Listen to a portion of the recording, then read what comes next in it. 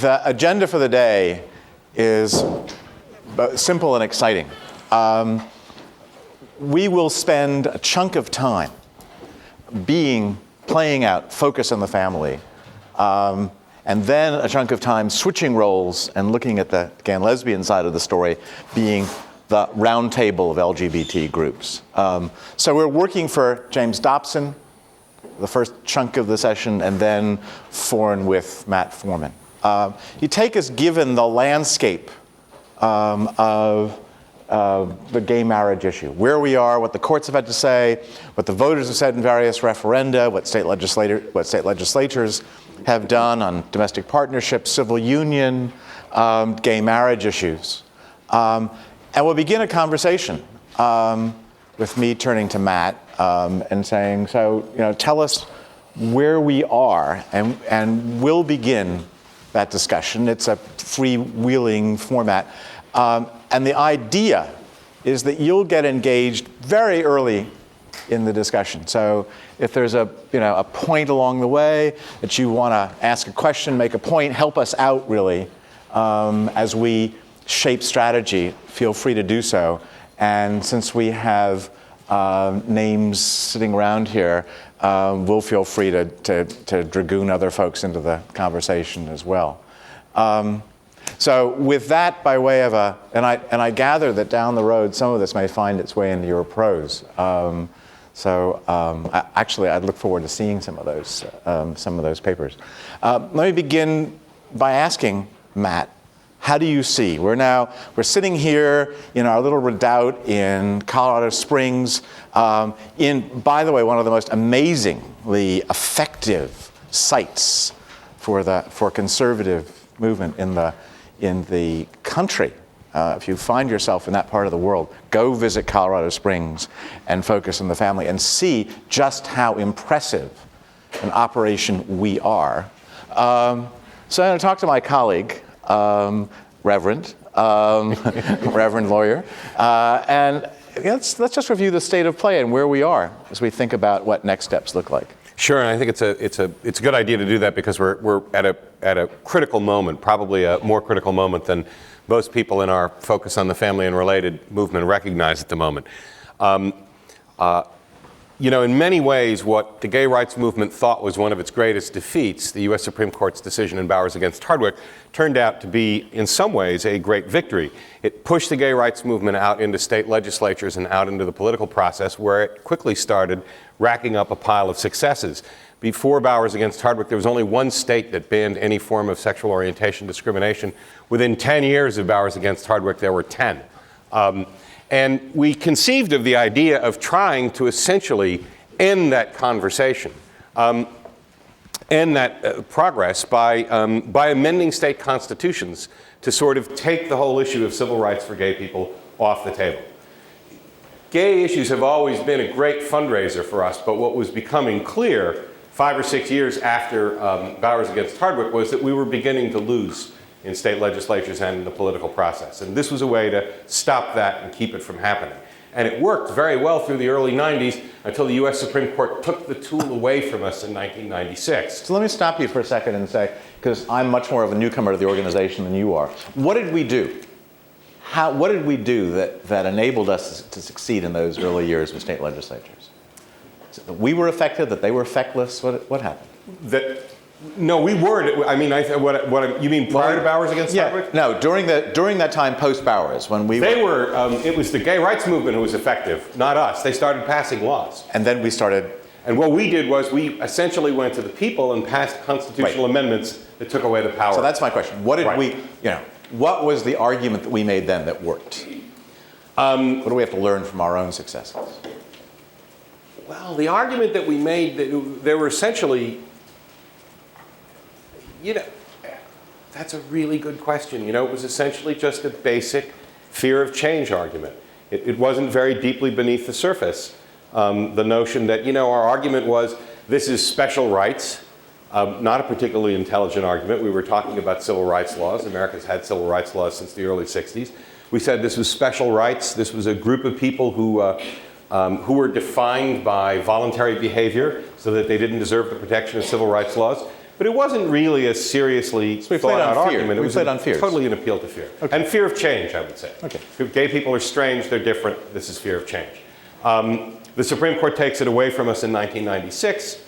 In a case against Romer against Evans, it says you can't pass constitutional amendments to take away the power to pass local gay rights laws or statewide gay rights laws.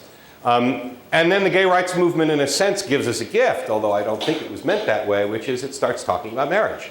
And makes a serious movement to get marriage for same-sex couples through the court system in Hawaii, and allows us essentially to have another shot at stopping gay rights as a movement, and certainly at using effectively the same tool to do it.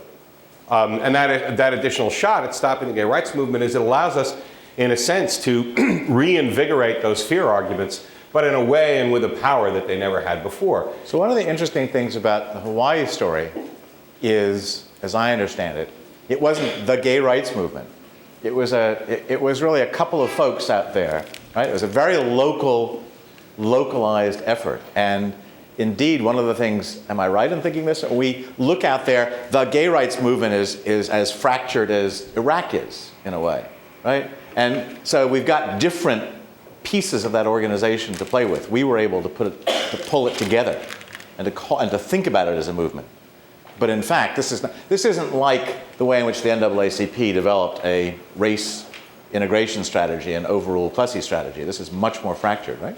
Yeah, I think that's right. I mean, by the 60s, the race movement was pretty fractured too. Right, but different people going in different directions. We're not like that 1897, 1954. That's right. The gay rights movement has already sort of got organized around some organizations that are working on litigation, some organizations that are working on legislation and policy, some organizations that are working on specific issues. It's a good deal more fractured. But your point about the Hawaii case is absolutely right. The Hawaii case was brought by a group of local people, and it was rejected by every major gay rights organization in the country. The ACLU refused to take the case, Lambda Legal refused to take the case, the task force wouldn't help them out, HRC wouldn't help them out, because all the organizations thought putting marriage forward on the agenda in the early 1990s was a bad idea, that the country wasn't ready to have the conversation. So it's really one court that gave us this gift. Yes, I think that's fair. Well, I mean, we lucked out. The court gave us the gift. We lucked out on that, but the gay rights movement helped. By the time the things had gotten to the Hawaii Supreme Court, the gay rights movement intervened to help and refused to compromise. And when the Hawaii legislature came to the folks who were handling the case and said, look, we'll give you a complete civil union system if you'll just let the case go, they said, no, we won't do that. Pushed forward with the case, and we managed to get the voters to amend the Hawaii Constitution to overrule the case. And that's been sort of the paradigm. It was that movement that the tool that we'd lost from the early 90s, the Romer tool, is reborn. And it's a new kind of constitutional amendment that says you can't recognize same-sex marriage, or in many states that you can't recognize anything bigger than that. And it's the tool reborn that allows us to go to the voters, raise money, and raise awareness, and raise support for the issue, and with a much better target than we'd had before. Because before we were shooting at whether people could have equal rights on the job or equal rights in housing. Now we're shooting at an institution that most Americans already think is in trouble, is in decline, and is the linchpin of society. So we can go in and say, this is a threat to the one institution that keeps America going. So we got another gift, didn't we? Lawrence and Texas. Because there's language in that decision, right, which overturns Texas sodomy statute, that could be read as signaling that the court was ready to think about gay marriage. And certainly, if we read Justice Scalia's dissent, it might as well have been a memo written for Focus on the Family as to what the fear, how to exploit the fear and what the strategy ought to be. I think that's exactly what it is. Lawrence comes along in 2003. So the Hawaii Amendment happens in 1996, and between 1996 and 2004, a series of states, I'm not sure the exact number, but at that point probably 17, passed constitutional amendments against marriage. The 2003, the Lawrence decision comes down, and I actually don't think there's much in the majority opinion in Lawrence about marriage. The majority actually falls all over itself saying, we're not saying anything about whether the state has to recognize these relationships, just that it can't make them a crime. And the concurring opinion from Justice O'Connor says, the state can keep same-sex couples out of marriage. This is different. But you're right. Justice Scalia writes a memo, and the memo essentially says, this is how to turn this case into a major threat, and this is how to talk about it in a way that will make people think that the marriage movement has just gotten a whole boost. And of course, the Massachusetts marriage case comes out a few months later, seeming almost to fulfill Justice Scalia's prophecy, even though it's about a different thing. And don't I remember the timing of that was another gift from the court. I think that's probably right. The timing, in two senses, was a gift. It was lucky that it came shortly before the Massachusetts case, but it also, of course, came not all that long before the 2004 election. And at that point, that record on marriage amendments said to largely to Republicans in fairly conservative states, you can use this to get out the vote. If you put marriage on the ballot, your core, your base, whatever you want to call it, will turn out in great numbers because they regard this as a threat. And you see marriage amendments being passed in order to stop courts from recognizing same-sex couples in completely implausible places. Alabama. Trust me, the Alabama Supreme Court was not about to say that same-sex couples were able to get married. There was no danger of the courts in Alabama or in Missouri or in any other number of states that I could name allowing same-sex couples to get married or even to get civil unions or anything else. The amendments were put on the ballot not to derail a serious movement in the courts in most places, but to bring out voters. So before we get there, let's go back and figure out how the Vermont case played into our strategy. Or didn't. Victory, defeat, usable? Yeah.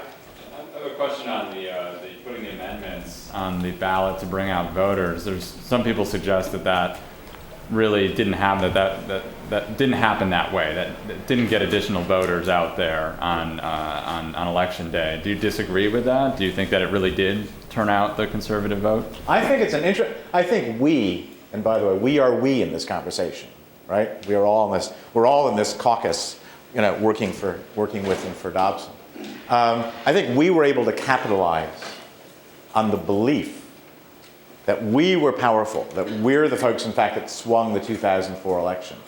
And between us chickens, we won't let this out there in the world. It turns out that wasn't the case, that the vote in the battleground states for Bush was actually higher in the states where there wasn't an amendment on the ballot than it was when there were, that the increase in the numbers of our voters was really a reflection of the increase in voters overall, so that still 1 in 6, self-identified Christian conservative voters voted in 2004 as voted in 2000. We know that, but they don't.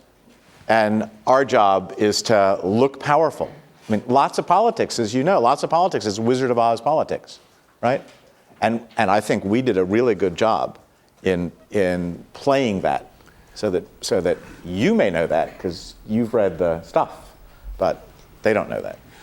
I think you're right about 2004, that we managed to convince people that the amendments elected Bush and elected various local office holders, and you're surely right that it's not true, and I think most people who've looked at it in detail think that it's not true. But I think in 2006, we to a certain extent, wore the emperor's clothes to the party. If nothing else, the election in Virginia, which proved to be an enormous backfire. There was an anti-marriage amendment on the ballot in Virginia in 2006. One of the things that supporters did was to play very heavily to the African-American community in Richmond, African-American communities of faith. Those people did turn out in larger numbers and probably elected James Webb. And at that point, I think it convinced our allies in the Republican Party that this issue was significantly more volatile than we thought it was, that maybe sometimes it was pulling out the wrong people from their standpoint, not the right people, and that they're probably looking at the same figures that David is and realizing it wasn't all that great a help in 2004. And that seems to me is one of the two really critical crisis points we're facing, which is it's become clear to our more moderate allies that this isn't the great political tool that they thought it was. And so to the extent we've gotten a lot of help from them, even when they didn't care that much about the issue, because this was going to help them win elections, they're probably not going to be there for us. And we've got to figure out how to keep this thing rolling without that kind of help. And that's one of the two, I think, critical problems that we face right now. And the other? Well, the other is this was never really just about marriage for same-sex couples. For Focus on the Family and most of its groups, the issue isn't marriage or even civil union and domestic partnership. The issue is the whole panoply of things. Gay people shouldn't be parents. Gay students shouldn't be able to be out in schools. I mean, we believe the sodomy laws ought to be passed again, and that same-sex relationships ought to be illegal. We would like to overturn Lawrence against Texas. Basically, we would like to get rid of all these things. The civil rights laws, parenting, the whole Megillah. And what we saw in marriage, starting in the Hawaii case, was a chance to do that. Megillah, is that a word in the Old Testament? I think that. Okay, there we go. We saw a chance to seize control of the issue again, which we've really been losing. By getting something that really did have people scared, would really allow us, we thought, to rally majorities. But the idea was not to stop there, but to move back from it. And indeed, in 2002, our side started preparing a series of initiatives on parenting. But so far, they've all fizzled.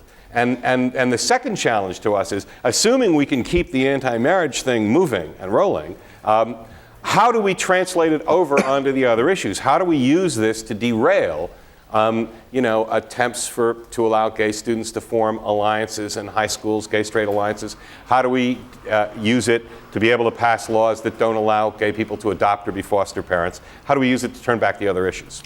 So I want to get our colleagues in the mix, but so before I do, are there other things that we ought to have by way of background before we get into those two questions? How do we keep the momentum going?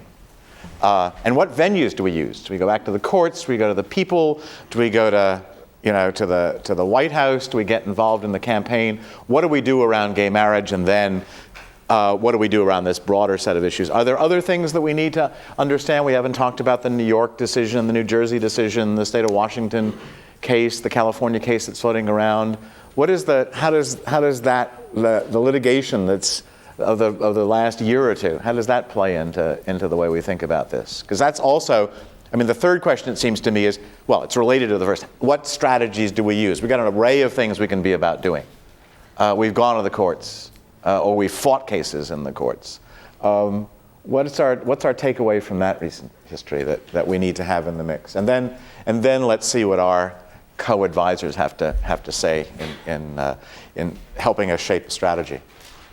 Well, as a savvy political advisor, or as a political advisor who likes to think to the future, I think that the story in the courts is a little bit grim at the moment as well. It's grim, oddly enough, because we've done so well. The gay rights movement, in my judgment, as an advisor to Focus on the Family, made a very big mistake by trying to make the leading edge on same-sex marriage victories in court. In the first case, as you pointed out, was the Vermont case, which leads to the civil union system. Kind of an enormous step forward. There are marriage cases brought through the years, like the Hawaii cases, largely by what they would call loose cannons, individuals who want to get marriage. And there are a bunch of modern, what I would call loose cannon cases. But there are also a series of cases that are clearly movement cases, well-planned, brought by gay rights organizations. And the first one is the Vermont case, which gets 90% of the way there. It gets the first civil union system. And then you have the Massachusetts case. But then you have essentially a string of losses. You have a loss at the New York Court of Appeals. You have a loss in the Washington Supreme Court. You have a loss in the Maryland Court of Appeals. You have a New Jersey decision that just goes to civil union, but it isn't marriage, and largely regarded by the people who brought the case as a loss. We can talk about whether it really is or not. And there are three more cases on the horizon. Connecticut already brought, well in the process. Connecticut at its state Supreme Court, California at its state Supreme Court, and Iowa also at its state Supreme Court. So what did we do, if anything, in developing a legal strategy that made us more successful in these recent cases than we were in the first Hawaii case in Massachusetts and Vermont? What did we, as Focus on the Family, and our lawyers more generally, learn that we put to good use? That what we wanted to talk about was not the Constitution, but politics. In the court. In the court. That what we wanted to say is this is a hot political issue, divisive, Americans with strong feelings on both sides of it. Courts shouldn't be in the business of deciding those kind of social policy issues. Those things belong to the legislature. We didn't even, for the most part, try to form that as a legal argument. We just said it again and again in the things we submitted. And look, you hear it in the decisions. Look at the Washington State Supreme Court decision. And then the Washington State Supreme Court decision, I think, most eloquently says, look, we're with you guys. We understand how much pain and how much suffering gets caused by the fact that we won't recognize, that the state of Washington won't recognize your relationships, and we think it should. It's a terrible thing, but it is not our job to do that. The job of who ought to decide this belongs to the legislature. Not formulated in any way that at least I can see particularly sounds in constitutional doctrine, but it's a very practical response, a very practical answer. So let me try summing up with your sort of filling in what it is that I omit, what the set of lessons learned is, and then see what the takeaway is. We've learned that we can turn the courts to our advantage by making a series of arguments that basically say, courts stay out of this domain. And they haven't figured out how to respond to that yet.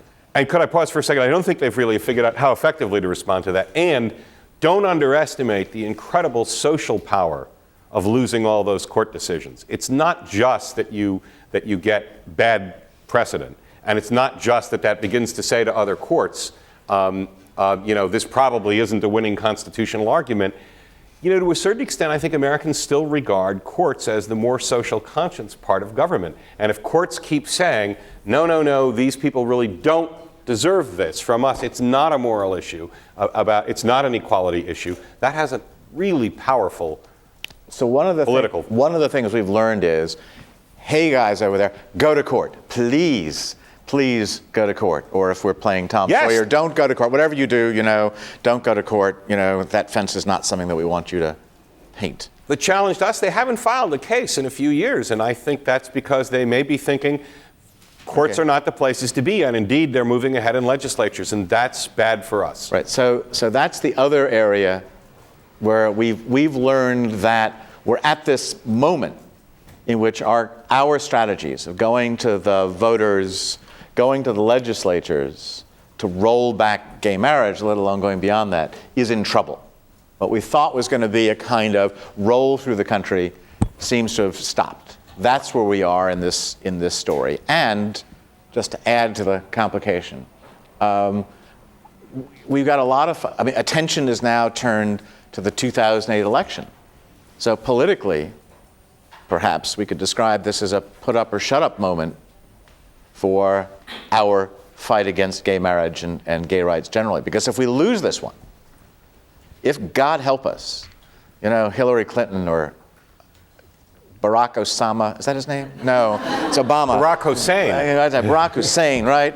If that guy, winds up in the White House, we are really in trouble in Washington. So if any one of the Democrats winds up in the White House, they have all said they're for civil union, and while they've all said they're against marriage and for civil union, and while the real sort of the real marriage fanatics in the gay rights movement find civil union completely unacceptable, we regard civil union as marriage just by another name, and the advent of civil union would be a total loss for us. One, because it would quickly turn into marriage. But two, because after all, as I said before, our agenda isn't just to stop marriage. It's to roll the whole thing back. And if they start getting civil unions, and if there's a federal government supportive of the idea of civil unions, we are in deep, deep trouble. So I think we've said enough to enlist the informed help of the group that we've convened to develop strategy. So we're looking for some informed help. Nina. Reverend Johnson, I have drunk the Kool-Aid, and I certainly believe as you do, but I'm hoping to understand a little more clearly the specifics of your arguments, because I believe that if we don't position ourselves well against all of the arguments, we may fall prey to them. And I know that there have been a series of court cases that address a wide range of rights, including employment rights, including the rights to organize, the right to declare oneself homosexual, and I don't hear you lambasting those. So could you be clear about what it is that we actually hate? Well, we wouldn't say that we would say that we hate a particular sin, and that it is clear from the teaching of Jesus Christ, and after all, this is a Christian nation, founded on Christian principles, that it is clear from the teachings of Jesus Christ that this is an abominable sin, Actually, it's clear from the Old Testament, but we'll just take the Old Testament as incorporated by reference forward into the New Testament, that this is an abomination and therefore consummate evil. And what we are opposed to is the continued deterioration of this society by the forces of evil. And so what we need to do is, at our most basic, what we need to do is to stop the forces of evil from having a greater and greater influence over the society. Now, I don't say that publicly because sadly, by and large, I think the majority of Americans don't think that homosexual people, that gay people are inherently evil, not the way they used to. And so we need to articulate it in different ways. But, if you ask me about parenting, I would say that every child is best raised by a mother and a father. And it's hard enough for kids to be able to succeed in the many challenges, and particularly the many challenges to a good, strong moral fiber that exists in this society. So we shouldn't have kids being raised by 2 women or 2 men. That just starts them off behind the curve. And similarly, I would say, on school children, that people's sexuality is in flux. They're finding themselves. We shouldn't be doing anything that encourages or makes it more possible for somebody to essentially walk down a path that's going to bring them death and destruction and unhappiness.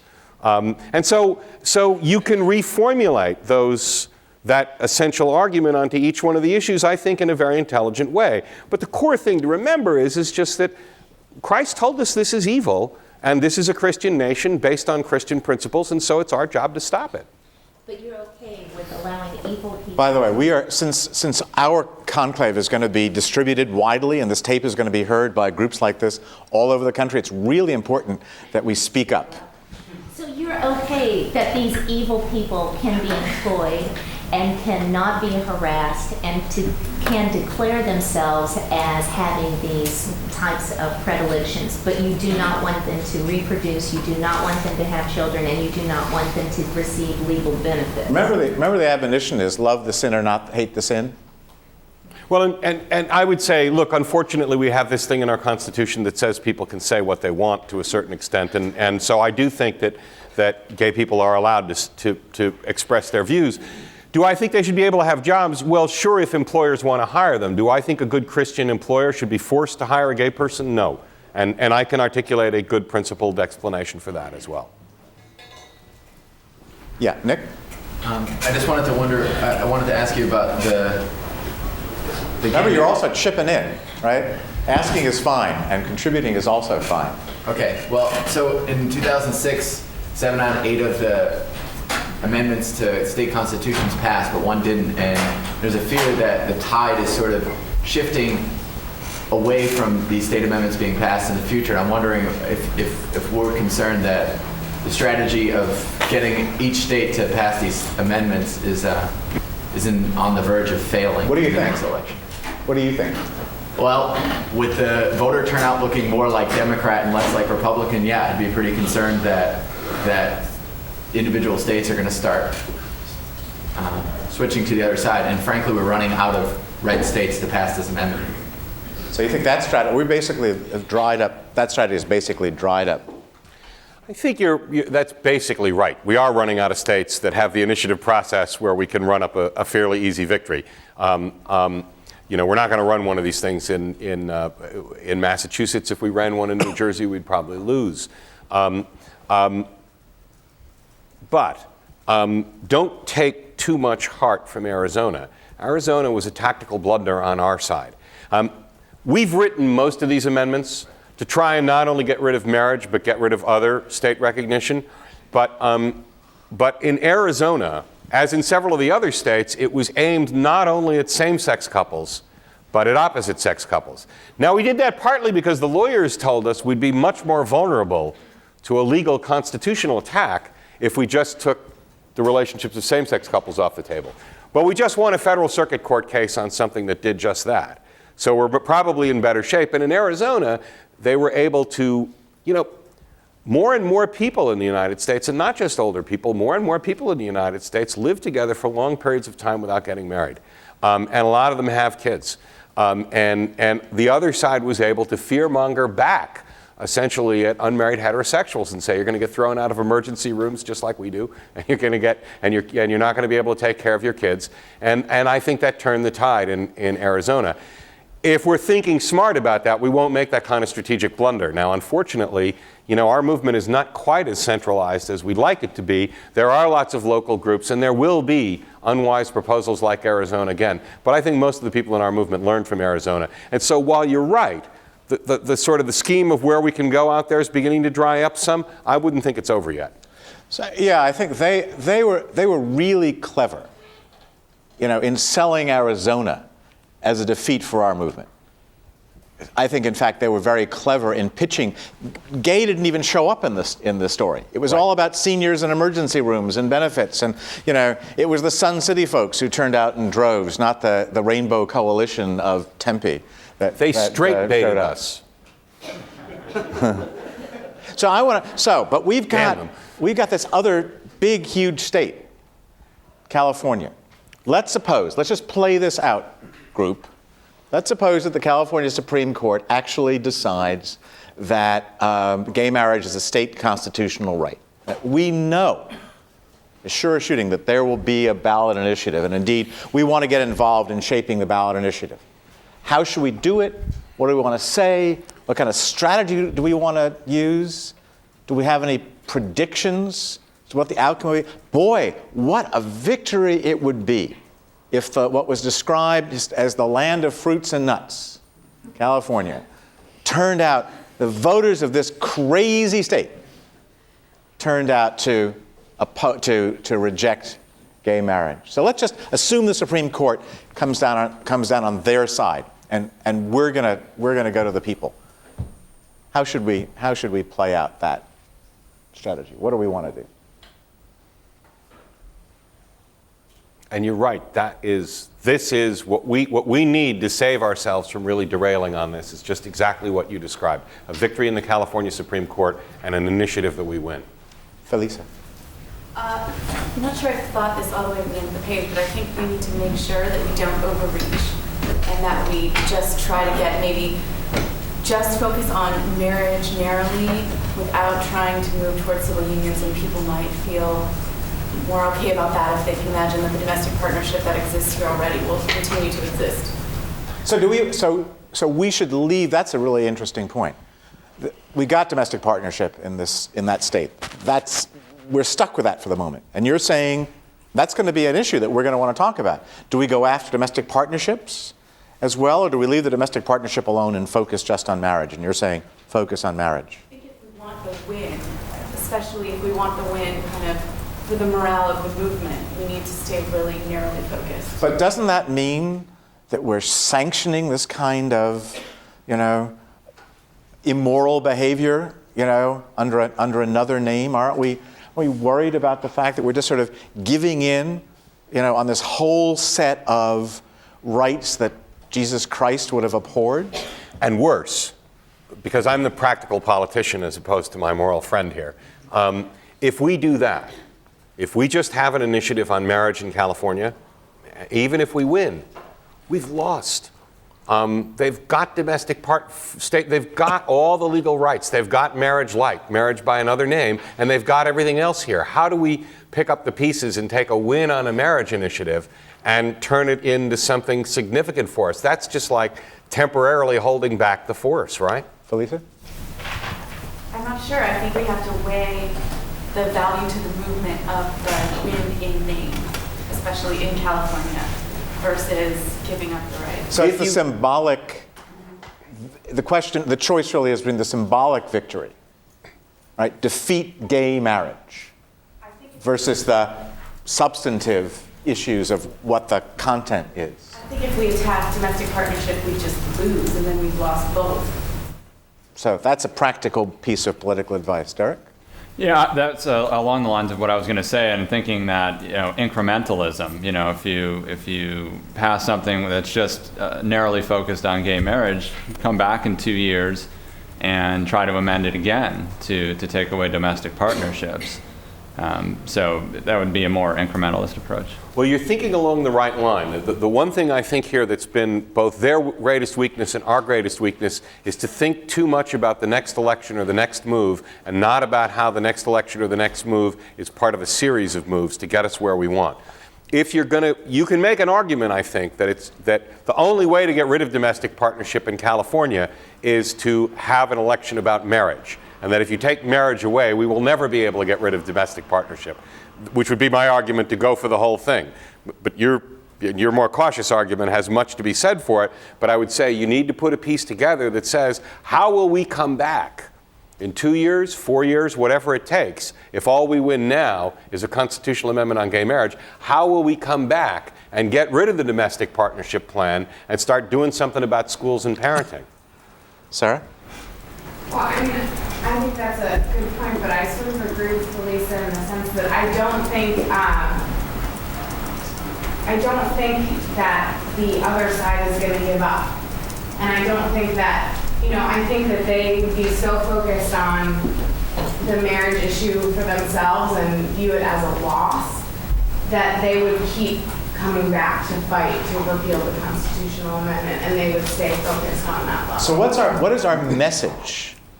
That makes sense to me. What is our message that will persuade this really diverse place called California that they should reject gay marriage? What do we say? Do we make it, Jesus Christ would, opposes this? Do we make it a religious message? Do we, what do we do? It's an expensive state to mount a campaign in. So we need some way of persuading those voters. You have any thoughts for us? I mean, I don't have any thoughts particularly on what the message should be, but certainly in California there are ways to concentrate your resources where they'll be most beneficial to you. Certainly the Bay Area is not somewhere where we're going to be wasting our money. Sodom, yeah. Right, yeah. That's But we also, I think, are going to be, we already have a benefit in the initiative process, being more conservative. Jason?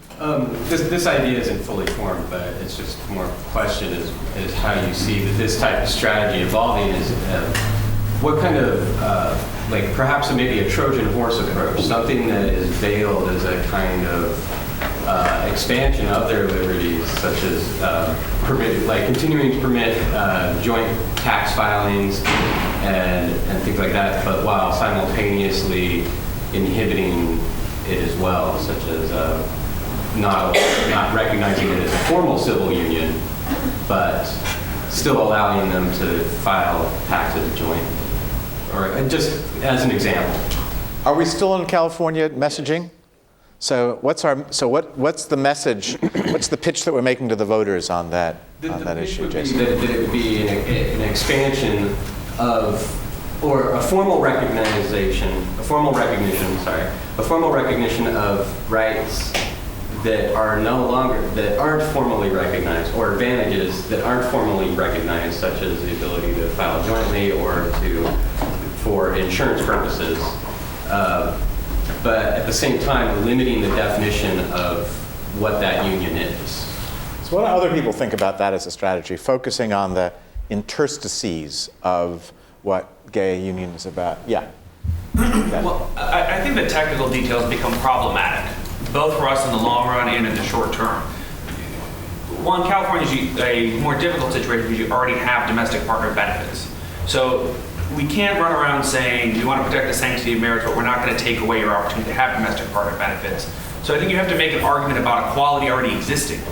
We are for equality, and you have domestic partner benefits, but we have to protect the sanctity of marriage. Jesus Christ. Not a hater, just Jesus Christ. And Do you think we can win on Jesus Christ in California? I don't know if we can actually win on Jesus Christ in California, and that's, I think, the long-term problem for us, is that the incremental strategies, it's like the beachhead argument, is we win on marriage, but we lose on domestic partner benefits. We win on marriage, but we lose on civil unions. We win on marriage, but we lose on tax filing status. 25 years from now, all that's going to be left is for us to lose on marriage. Each and every year, we lose a little bit more, even though we stop the gap now. I think the only way to permanently reverse the situation, and we need to do it quicker, is you have to amend the federal constitution, which I don't know that we can do. But that's the only way to guarantee a court case. I don't even think that's the guarantee, but go ahead. Yeah. No, Chris? Add some more voices in the mix. We're forgetting that we have public opinion on our side. Most people are against this. And I think that if we focus our message on nature and what's natural and even more importantly the nature but tradition and the fact that this is historically the way marriage has been perceived and it is the linchpin of our society. When people go into the voting booths, they've proved time and time again that, you know, what the other side would characterize as dark urges and what we would characterize as voting your morality and your beliefs, I think that we could get something passed. So we're appealing to tradition. By the way, if you look at the polls, we ought to be nervous because every year, more and more Americans are being won over to the other side. Right, and people are turning 18, and younger people are more liberal. You know, this is why we really need to rethink our views about immigration. Something that you might not imagine tying in. But if you look at who the new immigrants are, Latinos are historically Mike Huckabee voters. You know, why we didn't support Mike Huckabee is a mystery that we can take up another day, since he's literally one of us. But this is who the Latino voters are. I mean, it's very much classic, traditional, family-centered voters. So if we care, if this is really our core issue, you know, then we have something to learn from Mr. Huckabee because, as you may know, he is very much supportive of immigrant rights, including giving college scholarships to kids who've come here without proper documentation, and very much on our side in gay marriage. So that's an interesting little wrinkle in the conversation for 2008. Michael? I would caution going towards immigration because I think that part of our, that this marriage is just part of our larger sort of conservative agenda. And I feel like it's sort of a loss leader for us. So that even if we lose on this issue, keeping it in the sort of public eye all the time fuels our fire and gets our supporters excited about the conservative agenda at large. So This I is think heresy, Michael.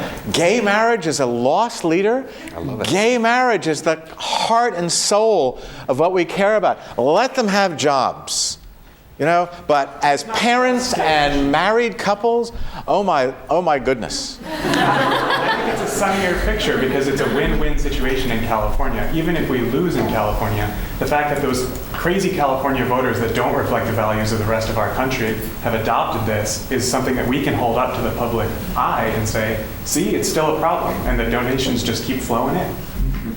Jeremy? I try to pay as little attention to Massachusetts as possible. Yeah, you're like this candidate Romney who pretends that he's never been in the States. I assume their society has collapsed in several key ways. Is there anything for our message that we can take away from that situation? We can point to and say, you know, this has already been tried in some crazy liberal state, and look the terrible road they have gone down. Stay away from Massachusetts. It has the lowest divorce rate in the country. I mean, if we try to start looking for social indicators about decline and fall in Massachusetts, we're not going to do terribly well. And I think your point was right. The campaign that, I mean, look, most Americans don't care terribly about this. And if we want to get voters motivated to vote our way, we have to find something that clicks with them. And we're not going to do that with abstractions. But most Americans are afraid that the moral underpinning of the society is deteriorating. And if you can link marriage, the tradition of marriage, and together with the decline of marriage, and if you can make an intelligent argument about how this is another step in the decline of marriage, it's completely plausible to me that we could win the election in California that way. The critical thing is thinking, I like Jason's thinking, although I think it's probably not going to work in California. I think it would work in other states. In other states, we say, we'll take care of your problems. We'll create a system that will allow anyone to put one person on a health plan. If we can create systems that make the relationships disappear, that make them invisible, we'll come up with things that appear to be compromises, but we'll get the gay relationships out of the political eye, and that would be a good step forward. I don't think that's going to work in California, and I think the challenge is still, even if we can win that initiative election in California, how do we keep it other than a temporary step? Another new hand running around this conversation. Yeah, Raja. I'm still confused why we're not talking about federal constitutional amendment and why you were commenting on Jeff's comment that it might not be the end-all. We hadn't got there because I think we hadn't exhausted the California story, but let's go there. Let's go there after we've sort of drained what we can about this battleground state. Chris? Well, I think I agree with what you were saying about the need to engage the ethnic communities that make California so diverse. They are, in general, communities of faith. And I sort of had the opposite idea of what Michael had, in that if we can engage those communities, Latino and African American communities who are inherently very religious, that gives us an opportunity to bring them over on more of the conservative issues. And obviously immigration is very touchy, but I think that among our more traditional base, we're not going to lose them on the gay marriage issue. We have to be careful around the immigration issue, but in general, I think it would probably help us to some degree to kind of, as a pro-family movement and as a pro-traditional marriage movement, to somewhat divest ourselves of other conservative causes in the short run so that we can focus on these new American communities, because at this point, the left is winning them over. And as the left wins them over on issues like labor and immigration, they're also pulling them more liberal socially. And I think that's the most dangerous thing to our movement right now. So if I hear you, to go back to my Reverend lawyer colleague's earlier comments, it's not just gay marriage, but it's a whole range of gay relationship issues that we're concerned about. And if we actually attract African Americans and Latinos and Asian immigrants as well, who are also very family-centered, to our side, then we can take gay marriage as the first step in a way of rolling back a process and move, see if we can't get the whole issue of gay parenting back on the table, for example. Let me say one thing about that. I think that's a very, it's a dangerous idea. And I'd want to do a lot more in-depth research. I'll tell you why.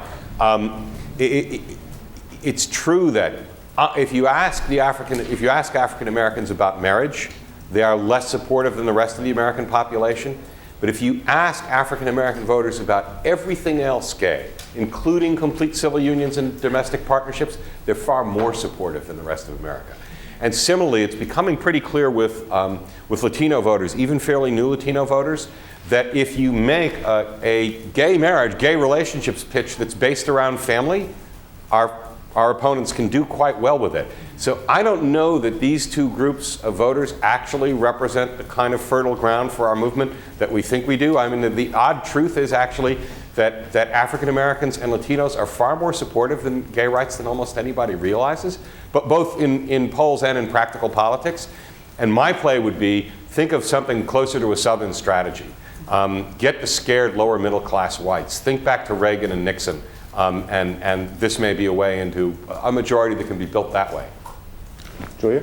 Yeah, I was reading the Republican Policy Committee report on these issues, and they were expressing concern that legislation is, around these issues could be really problematic because the courts, because of the aftermath of the courts, and the courts are striking down defensive marriage acts. And so I'm just interested to know what you guys think about, kind of weighing the pros and cons of passing something that might then get struck down, and, kind of what's the fallout in terms of benefit. And I'm also, in terms of California, I remember the Knight Initiative, Proposition 22 several years ago, and what ultimately happened with that? What was that initiative? You remind us?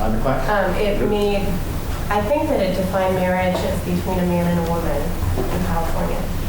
The Knight Initiative is one of those great lawyers' problems, the things that lawyers really love. The Knight Initiative says that marriage is between a man and a woman. It passed overwhelmingly, 62 to 38.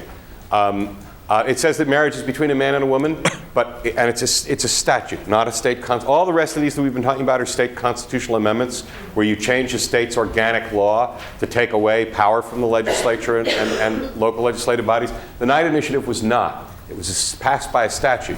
Now, a voter-passed statute in California can only be undone by another voter-passed statute, but it can be struck down by a court as repugnant to the state constitution. So the Knight Initiative is a funny law, and nobody has any idea why Knight did that, why he didn't make it a constitutional amendment. But the curious thing about it is it says marriage is between a man and a woman, but as a statute, it's put in the part of California law that's about recognition or non-recognition of out-of-state marriages. So some people look at it and say, well, the Knight Initiative isn't about whether same-sex couples can marry in California. It's about whether out-of-state same-sex marriages will be recognized in California. Others say you just look at its terms, which say marriage is a man and a woman. It sounds like one of those arcane lawyers' arguments, but it's of enormous importance. If the Knight Initiative says no marriage for same-sex couples in California, then the legislature can't pass a marriage bill. It's passed a couple the governor hasn't signed, but it doesn't really have the power to do it if that's what the Knight Initiative means. If the Knight Initiative is only about out-of-state marriages, then the legislature could do that. But if we now think politically about where we are, shouldn't we be really encouraged by the Knight Initiative? Because the voters weren't being sort of legal technocrats. They were voting 61-39 against a gay marriage. Shouldn't we be really cheerful about the prospects of winning an election in California post the Supreme Court decision? Well, the problem is that was 7 years ago, and as you pointed out earlier, the polls have all been drifting in the other direction over the last 7 years. But it brings us back to a point that we made earlier. It should make us optimistic that perhaps if we just stick to marriage, we can still win this thing, although it's going to be closer. But probably if we go beyond marriage and go beyond marriage in a way that the other side is able to harp on or make something about, we're going to have a really difficult time winning it. What was it? The first part. You know, that policy paper is wrong about that. Not a single defense of marriage statute, a single state statute saying that same-sex couples can't get married has been struck down by a state court, not one. Nick? So when it comes to California, it wasn't so long ago that that we voted for a Republican president in the state, and I think that there is a strong conservative tie. I don't think that California is defined by San Francisco. I think California is defined by more places like Orange County, and I think that what we need to do is have a strategy that emphasizes family and de-emphasizes any sort of thing that looks anti-gay, effectively. Anything that looks discriminatory, we have to get that out of the equation because that will bring out other voters. What we need to do is bring out the family-based voters of California, which is the true silent majority that lives here. And I think that we can do that by keeping it on marriage, but keeping it as an emphasizing protection of the traditional American family. So let me build on that and suggest something that's pretty devious, but you know, in the ends are just then. And here's the suggestion. Why don't we throw the case in California? Why don't we do as terrible a job as we can in arguing this case to the state Supreme Court so that they would really have to work hard to vote on, to come out on our side. So we get this bad opinion, right? California court, votes gay marriage. And then, we triumph in the political campaign and the people win. What do you think about that? High risk, high gain, crazy idea? Thoughts about that? Sean? I think it's dangerous. I'm much more concerned than most of the rest of this group about putting this on the ballot in California. We're talking about the only state in which the legislature has actually voted for same-sex marriage. And as far as I know, there don't appear to be major movements of the public to try to kick those people out of office. My concern is that we should consider the possibility that we would be better off leaving it as a crazy, overreaching court decision like Massachusetts that could be pointed at as the danger of courts overreaching, and just let it lie and fight the battle in the rest of the country. Because if we put it on the ballot and we lose, the democratic legitimation of that position, I think, could be the thin end of a wedge that we don't want to be reckoning with. Interesting risk to take. Any new voices want to join the conversation? John? What about mobilizing some of the gay advocates that are against the institution of marriage? So really focusing on two groups. So get the conservatives that are against the idea of marriage, and then also go to San Francisco where we have the other extreme and say, you guys don't want this institution. You don't want to be a part of this, but you don't want to go through this either. So basically working with those that, if you please, the far left, the folks who say, no picket fences for gay folks, thank you very much, and underwriting them. Basically, we would be invisible in that story, but all of a sudden a check for $500,000 would show up on the doorstep of such a group. Or if the Castro the neighborhood comes out against the gay marriage, what's it going to say to somebody else? If I'm indifferent to the topic, and the Castro comes out saying we don't support this. This is very interesting because we actually have some moles who've infiltrated some of the gay political organizations. And we know how weird their voting behavior is, what it takes to be a voting member of one of those organizations. So it's not inconceivable that we could pack one of these groups and actually get what looked like a victory in this case, if we sign up enough fake members of that organization. Pretty devious. What do you think, Rev?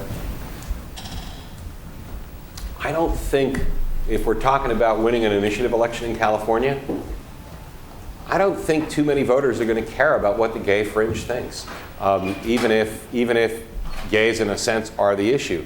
And I think that the LGBT community probably splits into three groups on marriage.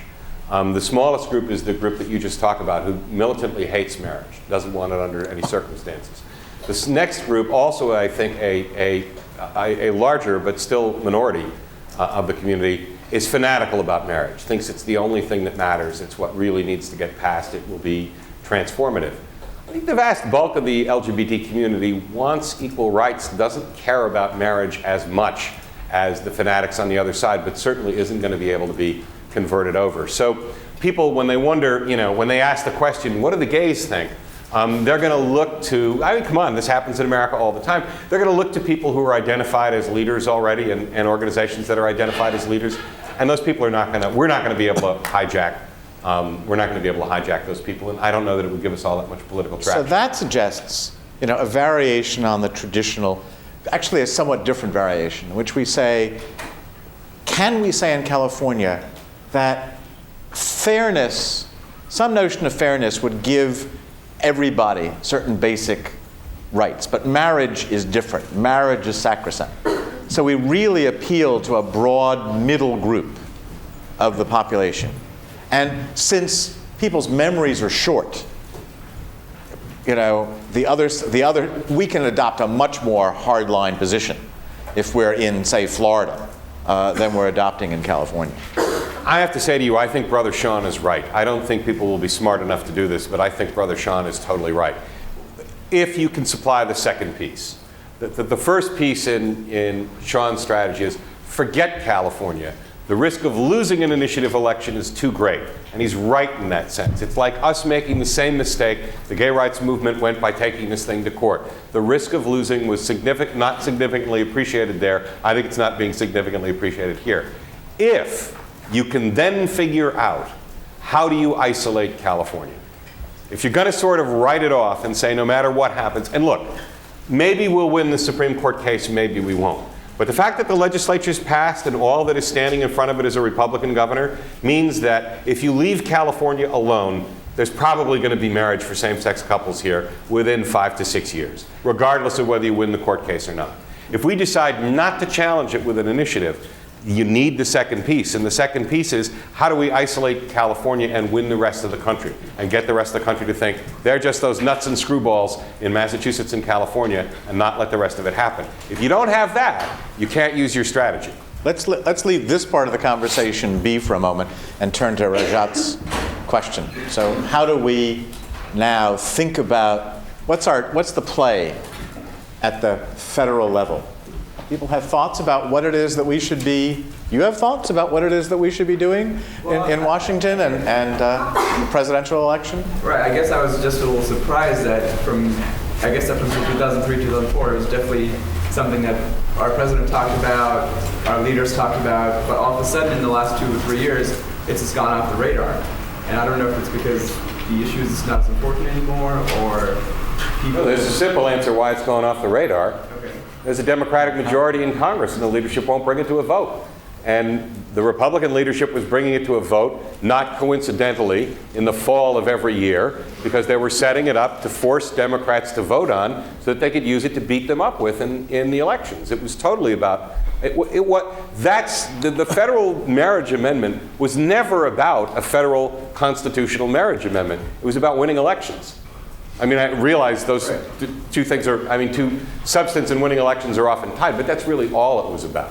And that's why it hasn't come up again. And it won't come up again in Congress until you get a Republican majority in one of the houses. So does that suggest that is it worth our investing our resources in swing states to find conservative Christian nominees, and back them? Look at what just happened in Louisiana.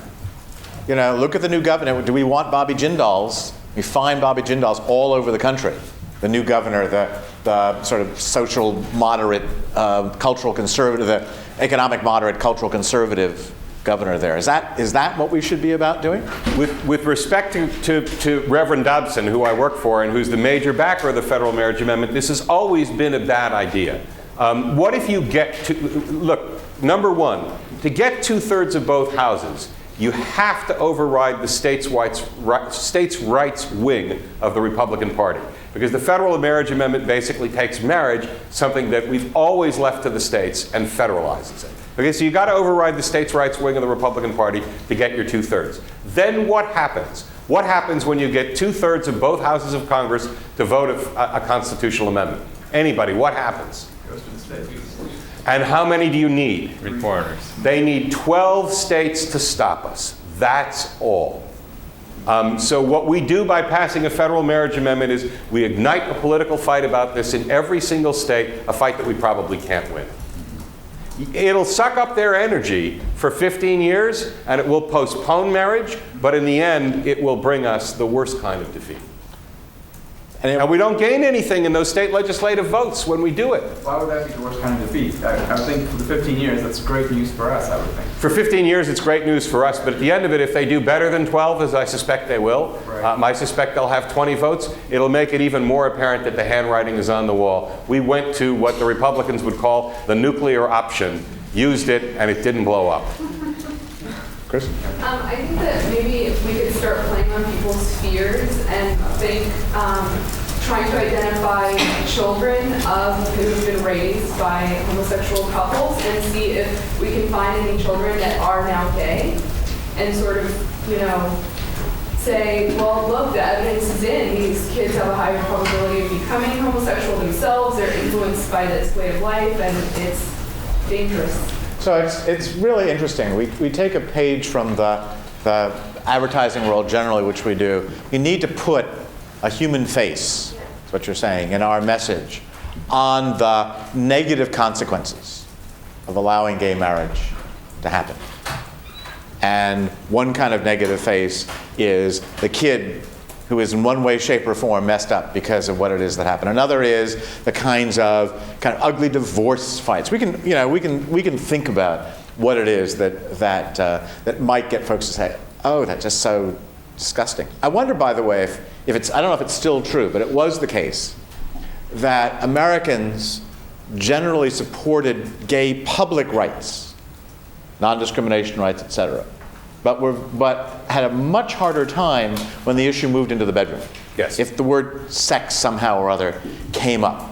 Sex freaks everyone out. So I'm wondering if, in fact, there's a way that we could make some use of that fact in the campaign. If we can somehow insinuate that issue, that phenomenon of gay sex, as opposed to the kind of white picket fence phenomenon, or even the screwed up kids phenomenon. Maybe I'd leave that with folks for conversation. I think, just in the interest of time. Before you go for 1 second, just say, I do think that's a brilliant idea, and I think it needs to be taken a little farther along. That one of the things the gay groups haven't done enough is to make their case through telling stories, but they've done it more than we have. And we haven't. Why just parents who've raised gay kids? Let's find gay couples whose kids are murderers and rapists, right? And talk about them, or screwed up in some other really profound way. Let's find some really wealthy gay couples, really privileged, men who own antique stores in multiple cities, who have bitter, nasty fights when they break up. And let's get the court transcripts. And is this what you think this is all about? These wealthy, privileged people who can take care of themselves anyway, who want to hijack your institution so that they can have a national bitch fight? I think it's a brilliant idea, and it's a real look. The challenge, I think, was I'm with Sean's strategy. Let's forget California and figure out how we win the rest of the country. Maybe how we sew it up so that we can pass Rajat's federal constitutional amendment and end all this. But we don't do that until we know that we have a really good chance of winning. And the real key is, as it is in all of this stuff, is how are you going to really motivate the public to be behind you? How are you going to make them care about this? And neither side has done it as well as it could. But I think you're thinking of fear in a whole way that we in Focus in the Family haven't thought about it in the past. I think it's brilliant. So your homework assignment is to go find us the gay Willie Horton.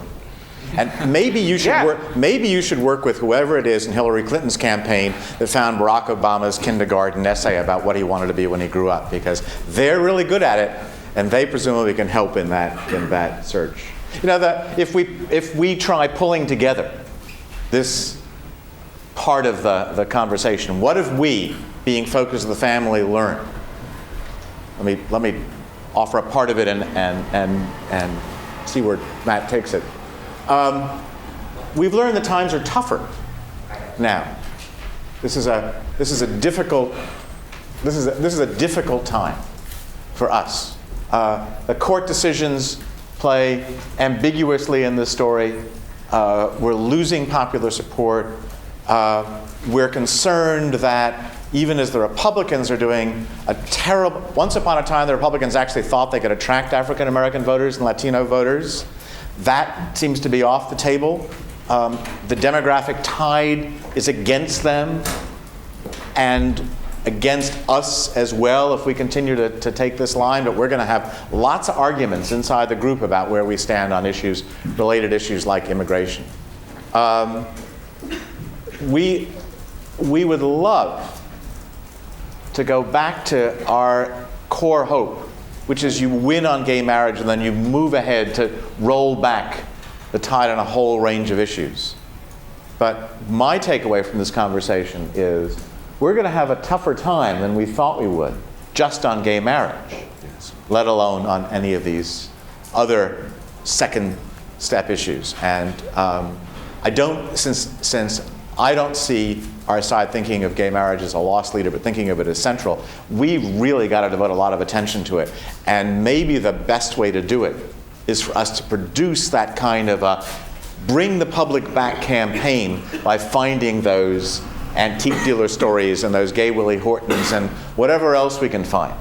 That's gonna frame gay as immoral, gay as bad, gay as problematic, gay couples as the sort of entering wedge of a collapse of such morality as is left in this bereft society that we live in.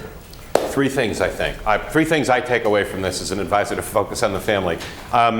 And the overall theme of the three things is we've got to be coldly strategic and smart in a way that neither side has really been. We've got to seriously consider Sean's bold strategy of abandoning California and coming up with a plan to work the rest of the country.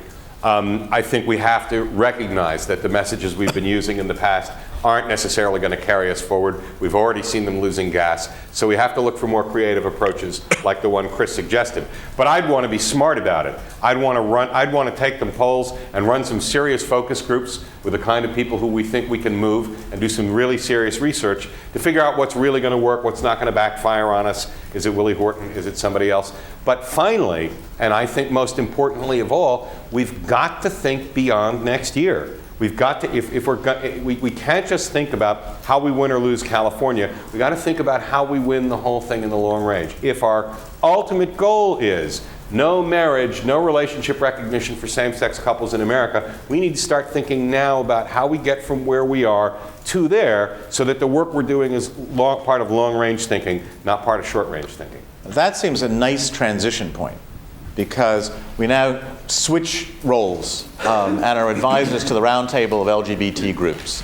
which is a consortium of those groups, thinking strategically. We sort of think our way through the short term and the long term. And let me begin with one of the sort of dividing line issues amongst us. There are some in the group who would say civil union is a wonderful victory for gay groups. It actually describes, much better than the word marriage with all its religious connotations, what it is that the state is doing. It really, if what we care about is gay people and gay couples, and those folks who are denied access to their partners in hospitals, and those folks who can't get access to health benefits that other couples can, civil union does it all. And we can take a leaf from that pragmatic nation down under, New Zealand, which decided it was going to adopt a civil union statute, take everything that was in the gay marriage law, dump it into the civil union statute. It's in fact what California has done with domestic partnership. With the belief on the part of the gay advocates there that over some period of time the language would wither away, and that you'd find civil union, the other virtue of civil union, is that it too is something that you can attract a whole variety of non-gay support for, because other people may decide they don't want to be, for whatever reason, they don't want marriage, but they want civil union. On the other side of the argument, there are arrayed folks who believe as fervently in the sanctity of gay marriage, right, as the focus in the family group believe that it is absolutely blasphemous.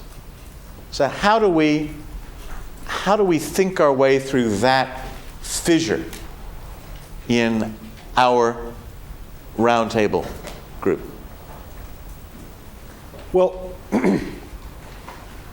go ahead, Lisa. Wondered periodically. It seems entirely impractical, but I have wondered if we can take marriage out of government entirely and do civil unions across the board for everybody, release marriage from regulation and legality and sort of free it into its religious context. You want us? You think we should take on that fight? Now, as opposed to somebody writing an article in the New Republic, let's say? No, I mean, out of role for a second. I agree with you. I've written the article once, but back in role. Or right. Me. It ain't going to happen. There you go. Just forget about it. It's just not going to happen. Americans don't, this divide we do between, civil marriage and religious marriage, Americans don't think about marriage that way. They think about it as they think about it correctly as an institution that existed long before the law and exists largely in its most important aspects as a social institution outside and apart from the law. And when you go to people and say, let's forget about marriage, we'll just have civil union and leave you to the church, most people are just not interested in doing that. It's a harder fight than getting same-sex marriage recognized, I think. Let me come back to one point about the fissure, and then which is, we have something going for us, depending on what we're trying to do here, which is, I think what you gave is an accurate description of where the LGBT community is. And I would actually say, I would actually add a third group, John's group. There's a small group of people who are completely opposed to marriage. There's a minority who think it's the answer to everything. And then there's, I think, the vast bulk of the community. But most of the organizations feel that they can't take a less than full equality position. That seems, retrograde and insufficiently an insufficient devotion to the basic purpose. So it's not hard, actually. And the organizations haven't broken along that fissure line that I think exists basically in the community. All the organizations are for marriage. The organizations will have different views on whether civil union is a positive step. Some people think that civil union is very dangerous, think that we'll get civil union and then America will plateau there and it will stay there. Not long ago somebody said to me, civil union is a 50-year detour on the road to marriage. And other people think, no, the way American politics generally works is by incrementalism, is by steps, and this is a big increment, so it's probably not a long delay. But that's kind of where the fissure is. The argument about whether civil union is a good strategy toward getting marriage or a bad strategy. So this may, I want to turn to Deborah in a second, but this may be one of those cases in which we have left our constituents behind. It may also show how feckless we gay organizations have been on many issues for a very long period of time. I think it shows something that I say all the time, which is that a motivated minority trumps an apathetic majority. And that's almost always the truth. It's the story of gun control in America. You have a huge majority favoring gun control, but a very motivated minority against it, and it doesn't happen. Inside the LGBT community, you have a very motivated minority that thinks marriage is the linchpin, it's crucial, everything else will follow. They're driving the agenda because that bulk of people who don't care, don't care. And if it gets them civil union in the process, that's fine. Deborah? I have a different but related question.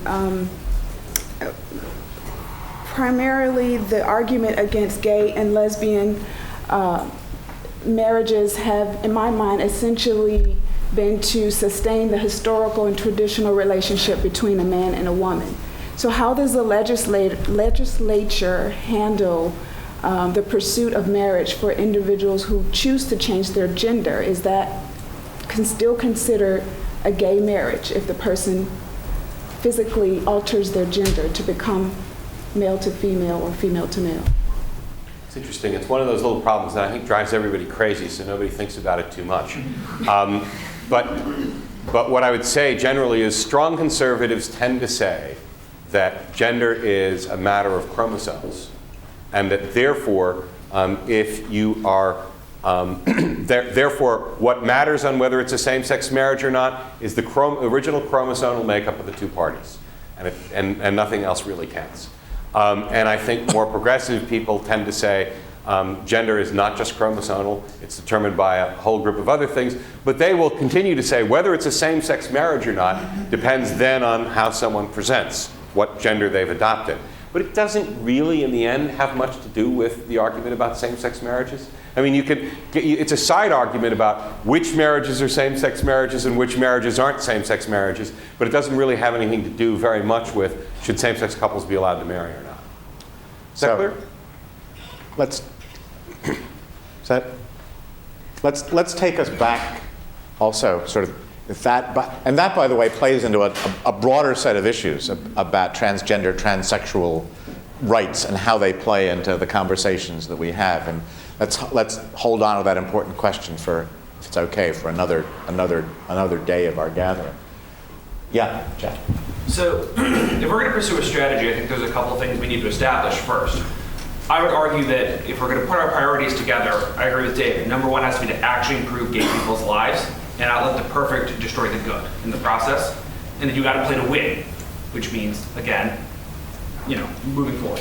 I think the message works for us. The right has already framed this about marriage, and as we moved marriage onto the table, the middle shifted. Right? The middle became civil unions and domestic partner benefits. That used to be crazy. And now we're just running around going, well, I'm not for marriage, but I am for civil unions. I mean, great. So let's run that across the board. Let's run state by state, legislature by legislature, scare them the hell out of them about marriage, get them to adopt civil unions and domestic partner benefits. Let's let TV and popular culture run its course. The more Will and Graces and Brokeback Mountains there are, the better off we are. We have to normalize gay relationships. And let's not laugh about Will and Grace, right? Like, the Cosby Show's done wonderful things historically, but Will and Grace has no sexual context for the most part, right? It's just a gay character in popular media. But that's a step. And when the time is right, I think we can go to federal court, the court will shift and public opinion will shift, and we can reinvent existing constitutional statutes to get them to overturn the laws and say marriage has to be legal. We don't have to amend the Constitution. We can invent that out of existing law when the cultural shifts happened. But I think we run the board, state by state. Other thoughts? That's an interesting provocation for us to play out. Scott? I like it. I don't think going to the popular vote in some states would work. I think in some states it has to be through the courts. I know that it's not been an easy strategy, but if we can be strategic about letting certain cases that we think we have a really good shot to win go to the court, in states, I think that'd be a more viable option. Oh, but look, I mean that's often said, and to a certain extent I think it's true, but the states that, in a sense, the states that you described, the states with really good courts who are probably willing to be venturesome here and go out, are generally not the states that have really bad legislatures or really bad public votes. I mean, right? I mean, you look, New York, right? It's not at all inconceivable that we could get marriage through the New York legislature in 5 years. New Jersey, we will have marriage through the New Jersey state legislature in 2009 unless the Democrats lose control of it. The governor's already said that's what he wants to do. What you're positing is a state where we couldn't win in the legislature, but we could win in the court. I think that's a pretty small number of places. Courts are much more in tune, usually, with the political atmosphere in the state than out of tune with it. And at the very least, what we'd have to undo is something we've talked about before. We'd have to undo the perception that our opponents have successfully created that this is not a court's job, that this is a court thrusting itself into an on-fire social issue, and that's not really what courts are about. And that, that's the theme that runs through most of the bad court decisions, and the challenge to the lawyers, to the extent litigation is going to be part of this on our side, the challenge to the lawyers is how do you undo that? How do you convince courts that no, it really is their job? Other than lofty rhetoric about the Constitution, which by itself is probably not going to work. So we have two questions on the table. One of them is, which institution do you go to? And with the media being media public opinion as part of the story. So do you go to the courts? Do you go to the legislatures? Do you focus on hearts and minds? And the other is this gay marriage civil union question. What is it that we want for the next 20 years, to use the figure that you were talking about before? So what do you do with the argument that what you've just said is that separate but equal is good enough for gay folks, and by, right, with all deliberate speed, there will be full equality? That this is sanctioning a public immorality. But I think you make James Dobson the bad guy. We support full marriage equality. We support marriage, but we're fighting for equality. James Dobson's trying to take away your marriage. I'm trying to get you benefits today. I think you have to make them the bad anti-marriage people, and we are fighting the good fight together. And you don't let us become the people who are not for marriage. We're for it, but we're fighting for each victory. Okay, let's suppose there's a debate that we agree to that's on sort of state TV in Colorado, plausible battleground state in this domain, and the moderator says, okay, gay marriage, for it or against it? What do we say?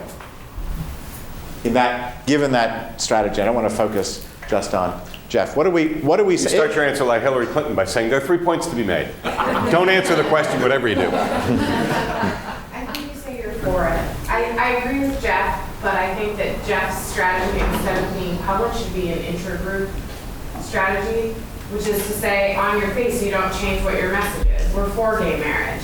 But at the same time, Jeff makes a really good point, which is we all recognize that this is a long-term fight. This is not going to happen overnight. Even when we look at Supreme Court decisions and how long it takes the court to go back on itself, it takes a really long time.